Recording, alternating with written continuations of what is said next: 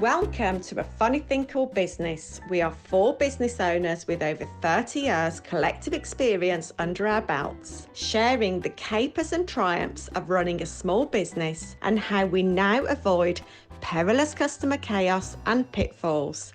I'm Claire Worley. We also have Kate Curry, Darren Angling, Pete Morgan. And we've got a very special guest today. We have our podcast sponsor, Kate Hollingsworth.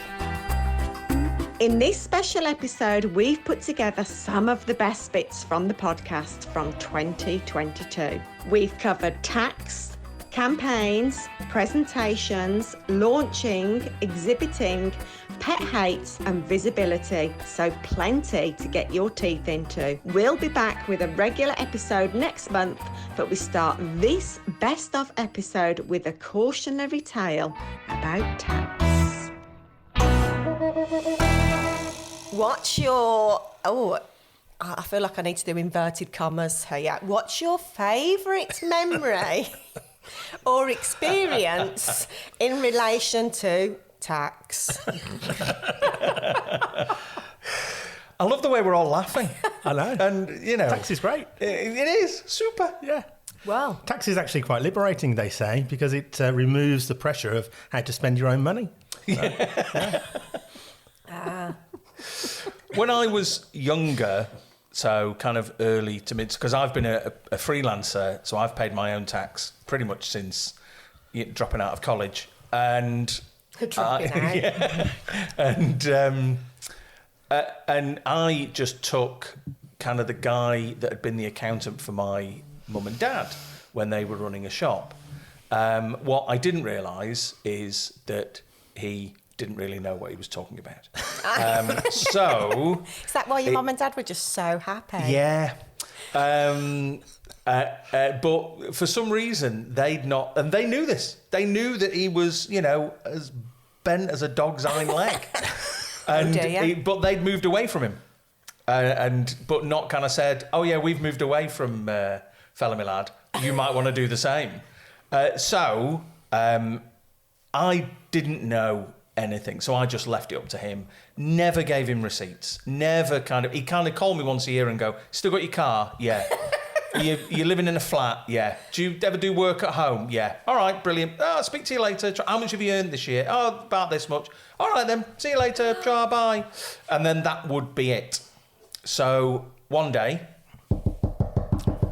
Is knock that on the door, HMRC? and it was a bailiff at the door saying, hello, Mr. Morgan. We've come to collect our money. Oh, right, okay. How much money are you coming to collect? £5,000. Right. I mean, I just didn't have... Yeah. I mean, it was a proper, the last week of every month I was, living off dry lasagna sheets. It was that kind of level. Like I say, early 20s, and you were just kind of, okay, this is how I live. So I said, well, I ain't got it. You're going to have to come in. Oh, so no. he came in. He was very polite, very nice. Oh. As bailiffs are. Yeah. Exactly. They're well renowned for being polite, aren't Exactly. they? He's just doing his job. Yeah. So I said, let me get my accountant on the phone. And my accountant speaks to him, and I hear him say, listen, mate, you're going to struggle here because this kid's got nothing. All right. So he puts the phone down to him and says, well, I'll tell you what, we're going to have to list your assets. And I'm going to come back tomorrow, and if you don't have the money, then we're going to have to take... What were your assets? A couple of pot noodles? So, well, that was Dry it. lasagna sheets. So, yeah. Hey, they were good quality ones. Proper, the decent Tesco finest. Oh. So brought him in, and at the time, there were 2 things I was incredibly kind of protective of. And, I liked owning. One was a PC, which I'd bought from scratch, and a friend had put it together, so I bought the components and he'd put it together. And my DVD collection. I had 600 DVDs. Oh my God. Did you bury them in the garden? No, but I was like, there you go, 600 DVDs, they are going to be worth, they're at least a tenner each. take them. That's fine. That's okay. Your money's paid. That's the the thing done. And it was, again, one of those things that it was kind of my inner child that was crushed when he went, yeah, they're not worth £5. The Star Wars ones might be worth a little bit. Nobody wants to lose them. And so he wrote them down. And it, just the thing that stayed with me, wait a minute, those Star Wars ones, they're worth an awful lot of money. And I don't mind losing them because I've got another copy of them in the back room that's not on the shelves. So he listed those, and he kind of rounded things up a little bit to make £5,000, and then. So he did take all your. He didn't take the stuff. He says, "I'll be back tomorrow." Oh. And we managed. My mum and dad stepped in and saved the day. I should think so. It was their fault. Yeah. And they. And the bailiff did not come back the next, which was a shame because we were having a good conversation about films and kind of value of doing the value of DVDs and stuff. Were you paying this accountant in cash in a brown envelope or something? Or I mean, this is the thing. Genuinely, I have no recollection as to how I was paying him. I must have been paying him. Maybe you weren't paying him. Yeah, maybe it was just a guy who lived in a park. Maybe he just took the money that I said. Oh, well, he kind of get. And this was the thing. So I'd get in touch and say, and looking back, listen, I realise I am an idiot. But I'd get like a letter from HMRC, and I'd call him up and go, hey, I've had this letter. And he went, okay, find it. Just send it to me. By the way, tax bill this year is this much. And I go, okay. And he said, just post it to me and I'll sort it out. Oh, no. Exactly. And he didn't send it on? No. Oh, God. Or he sent part of it on. Or the tax bill was lower and he was just siphoning. Taken in the... And it wasn't until he passed that it was, I found out that it was indeed dog's iron leg all day long. So, and thankfully, look back and smile now. But at the time, well, I bet he got a lot of people into trouble. Oh, hi, absolutely. But yeah, that's. Did you report him? You should. No, again, because it was just my young naivety of right. I'm just glad to be out. And then we went with, so I've been through a couple of accountants now, but the ones I'm with, great guys, really like them. Yeah. They've got branding and I can visit them in their office if I need to, just to check that they're actually doing work. So, yeah. This is why you need a reputable accountant like Grant McKnight. Exactly, you see? There you go. I opened a wrapper of a chocolate bar the other day. Did you? And inside it said, "You're a loser." I wouldn't have minded, but there wasn't a campaign on at the time. Worse than that, it was a boost. Sorry, I'm obsessed with the comedy of Gary Delaney at the moment, so yeah. I wanted to check him out. Brilliant. Yeah, no, he's brilliant. Anyway, for me, I've tried lots of different advertising, marketing, and whatever else, reaching out, and more have failed than have succeeded. But I thought I'd have a go at telesales as one of the the telesales campaign. Get people to phone up people on my. Yeah, I mean, I wasn't doing the calling, no, because that would be crazy. Yeah. Getting someone to do the calling for you. And I think the inspiration was that I realised that when I get called up, and I probably shouldn't really make this public, but when I get called up, I'm a sucker. So they'll reel me in, no problem, and So I thought, well, if it works on me, it works on other people. But I'm obviously the only sucker in there. Yeah. So on my data sheet. What have you bought via telesales? Oh, the. Have you ever bought a kitchen? I did no, because they hung up on me actually. So yeah, I would have done. It wouldn't have been from me. No, I don't buy everything from telesales, obviously, but I have, been kind of like convinced, we'll try a demo of this software to do something or another, and okay, yeah, right, yeah, and then okay, I'll give it a go, and then the clue is I've worked it out now though. I'm onto them now. If they have their payment model is monthly, then that's good. Okay. Pay monthly. If they want you to pay annually, an annual subscription for their software or whatever, that means it's going to be rubbish, and you're tied in for the year and you've paid. Yeah. And after year one, you'll cancel it. Yeah. So that's it now. If they don't have a monthly option, they're not suckering me again. You're out. Woo-hoo. Yeah. Okay. Sorry, wait 1 second. What was that noise? I don't know. Was that what that's what? So, Kate, what have you learned about yourself? That it is very scary putting yourself out there. I think that's but once you've done it and overcome that obstacle, It's becomes less so. I think Yeah. that's the thing, and the word launch itself is scary, isn't it? You're putting a lot of pressure on yourself. Yeah. Hence, I've just been doing it slowly over the last few years. But it's all of a sudden it almost puts a bit of a make or break. Yes, it is does, it doesn't going it? to fly Failure or or is it going to success. flop? And Yeah. it's always like putting that on you, isn't it? Yeah. So maybe launching isn't always the right thing. Maybe Sharing. Yeah. Well, that's a good thing, though, isn't it? If it sounds scary, how can you reframe it? Would you turn up to a party though if somebody was just sharing? Yes, we've got a new company share that's going on. Come along, we've got wine and canapes. But just in your head, Kate, just in your head. On all your marketing, you say launching. Yes. This episode is sponsored by Kate Hollingsworth, a brand photographer. She specialises in colourful, story-based images that really show off the best of you and your team.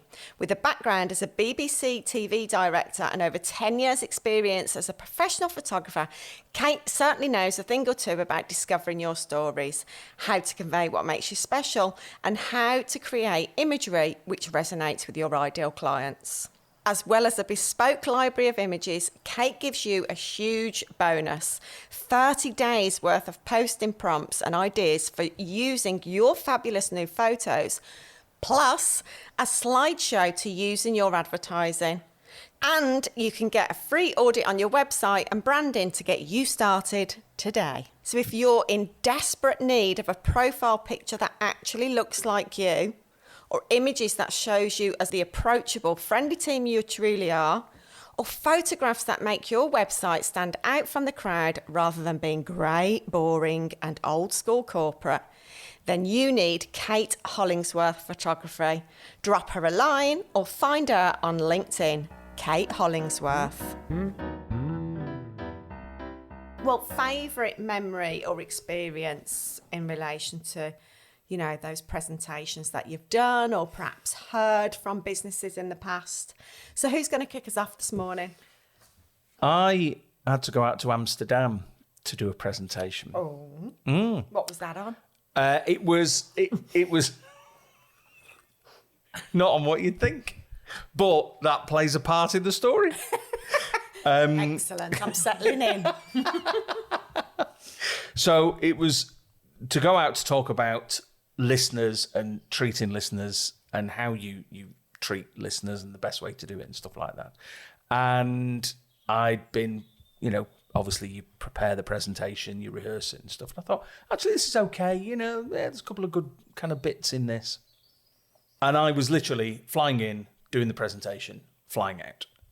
I flew in, went to the hotel, and it was kind of early. It was about 5-ish, 6-ish. I was delivering this thing.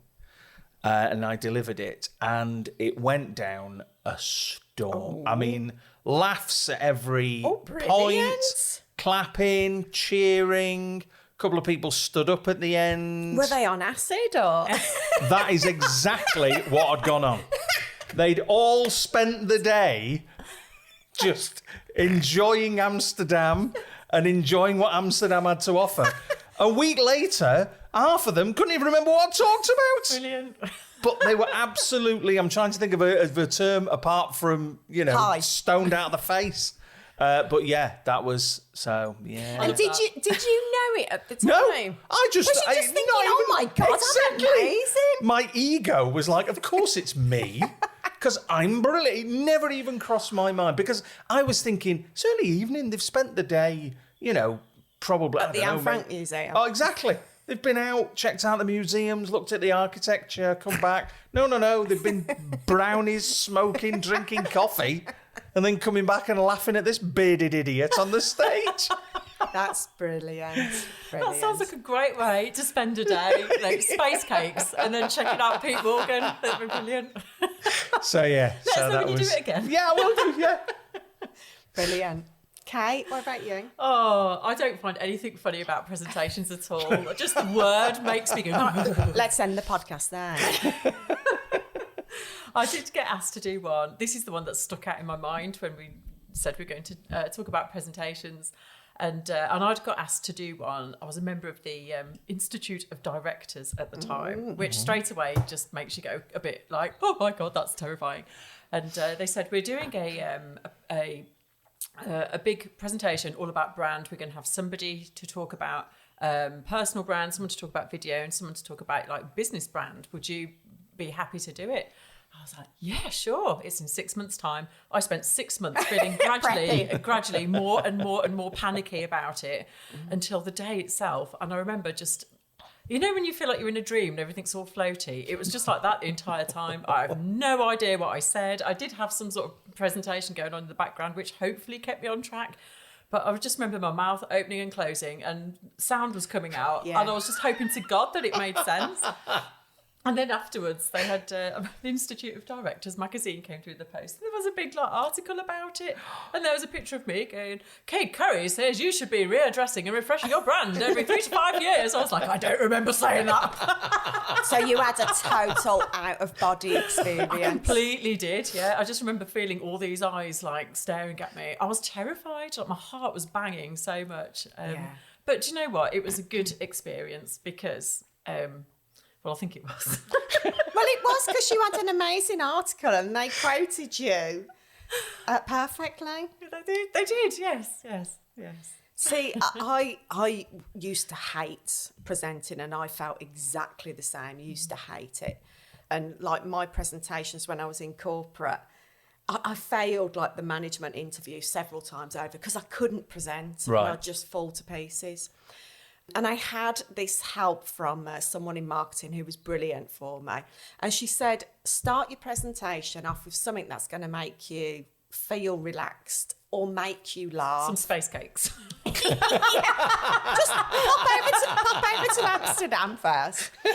So she made me put a picture of myself on the front screen. And I was like, really? Because it made me cringe, but also like laugh at the same time. Like, really, can I do this? And honestly, it worked a treat. And that was the first interview that I passed for, first management role, because it just made me laugh and everyone just like completely relaxed straight away. What are you going to do differently this time? Have you expoed before? I haven't. So what I'm going to do differently is Turn do up. an expo. Yeah. That's my answer. No, but one thing that has really struck me and this is the trap so many people fall into, is like keep your messaging really succinct and simple, because expos are really loud, noisy, visually overwhelming places, and you need to have your messaging really, really clear, because you've only got a matter of seconds to really. As people walk past, they're going to make a split decision. Do they want to talk to you or not? And if you've got like 15 paragraphs of bullet points all over your stand and everything's just a jumble and people can't really tell what you do, or, it's instantly going to switch people off. So I think like my tip is just keep it really, really simple. And it's so tempting not to, because you're like, but what about this and this? Yeah. And this? So would you say like to stick to 1 or 2 messages? I think so, yeah, absolutely. Otherwise, it just gets too noisy and you get lost in the crowd. Really. I think there's some of the same rules from networking, isn't it? Apply. Yeah. Don't they? It's like don't overload it. Yeah. You've almost got kind of 60 seconds to make an impression in an expo as you're doing a networking event. So, yeah. And I think you have to be also like be really clear on who it is you want to connect with as well. So I suppose this is what I would do differently, not just walk around the room and speak to people and just pretend I'm equally interested in everybody, because that's a mistake. Yeah. What you need to do is know when the right people turn up, so you can say, right, you get the nice gift, the nice giveaways and stuff, and you know that they're the ones that you really want to connect with and really follow up with afterwards and nurture that relationship that you've started.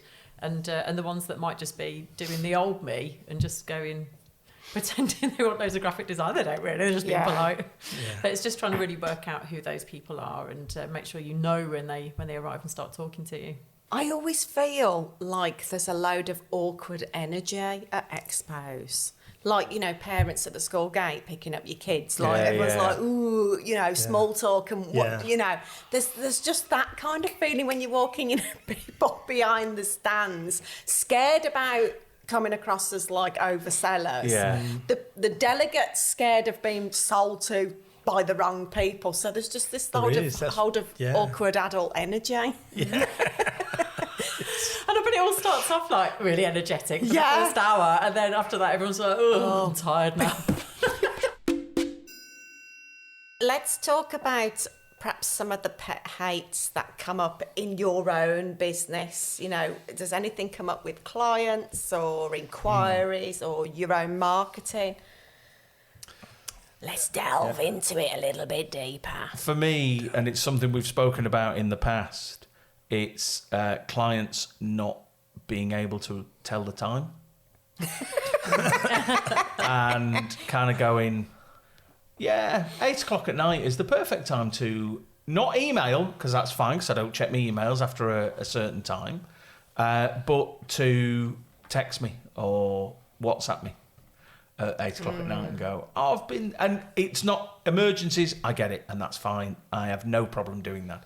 But when they're messaging me with, I've just been thinking, what do you think about this for an image? And then sending it through, that is a little bit like, and there's a couple of clients I've had to say, that's not what I do. And difficult, I've got clients in America and I take that into consideration. But clients who are in the UK messaging me at 8 o'clock at night, it's like, right, okay, No. office is closed now. I'll So, deal with it in the morning. how do you respond?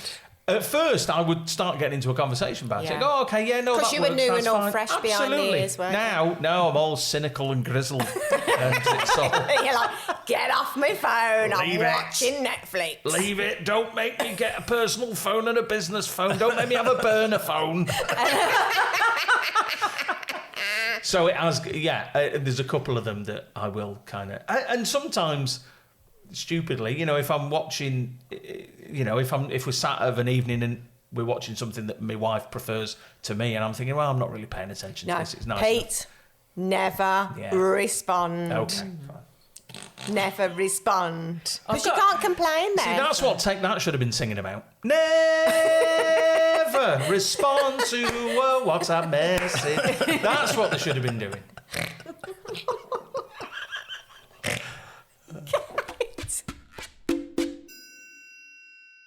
I think that the difference for us is we put a lot of emphasis on brand and building up that kind of a loyalty kind of thing and a whole ethos and values. Yeah. Whereas a lot of those businesses, they'll just spam as many people as possible. Those And who aren't hope something interested won't sticks. reply or will just be annoyed and delete it or whatever.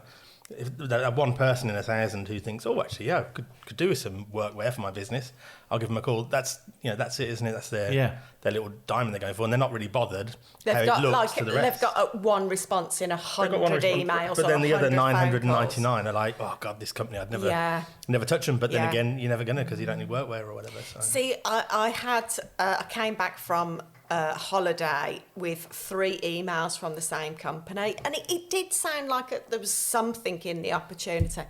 But I was like, 3 emails. You've received my out of office 3 times. Yeah. Stop hounding me to death. Yeah. Was it just in Come case you on. missed it? Here's my email from the other day. Have you had Oh, to just one think last about chance. it? Here's my email. It's Yeah. infuriating. No, that's spam. Delete. I did keep deleting it, but I thought he's just going to keep emailing me.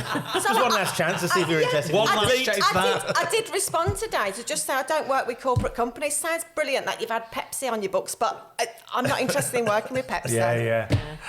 I love that. One last chance. Oh, Pepsi are gutted right now. If you're listening, Pepsi. Sorry. Pepsi, do one.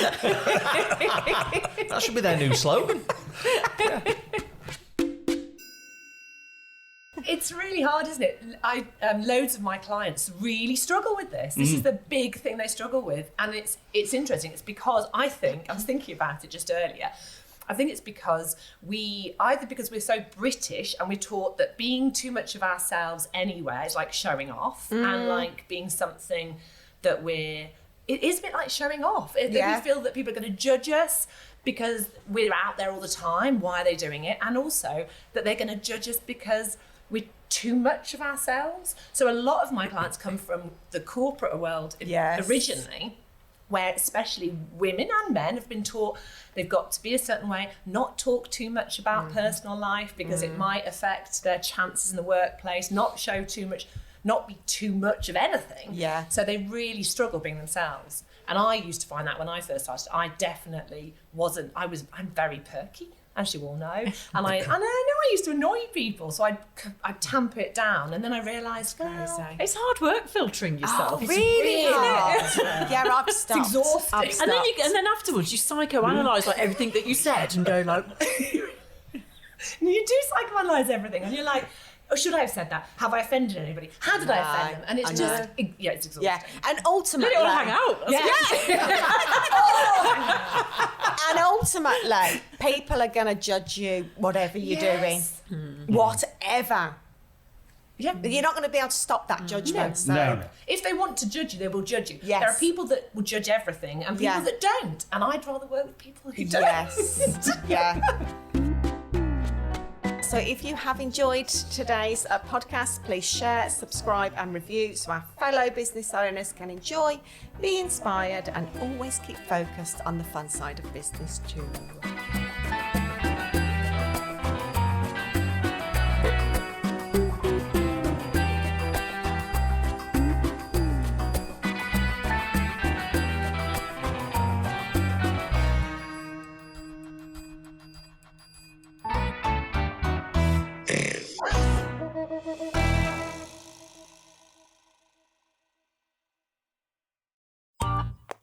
This has been a Monkey Pants Productions podcast.